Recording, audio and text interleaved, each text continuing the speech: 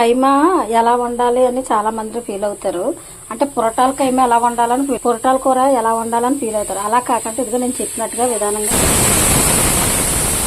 ఇంకో ఇది వేడెక్కింది కదా, దీనిలో ఒంట్లు శుభ్రంగా ఇలా వేపాలి. ఈ వేపిన తర్వాత ఎండుమిరగాయలు వేయాలి. శుభ్రంగా వేపిన తర్వాత ఇదిగో ఇలా వేసుకోవాలి. ఎండుమిరగాయలు అన్నీ వేసి, సరేనా. అన్నీ వేపిన తర్వాత ఇలా తీసుకున్నాను కదా, ఇది గానుగ నూనె, సరేనా. మనకు కావాల్సినంత వేసుకొని ఇచ్చిన ఎల్లుల్లిపాయలు ఈ గాను నూనెలో ఇలా వేగాలి. ఇలా వేగాలి గానులో. బాగా వేగిన తర్వాత మనం ఉల్లిపాయలు వేపుకున్నట్టుగా అప్పుడు దీన్ని ఇప్పుడు మాంసం, ఇప్పుడు కైమా తెచ్చుకుంటాం కదా, కైమా ఇందులో వేసాడు.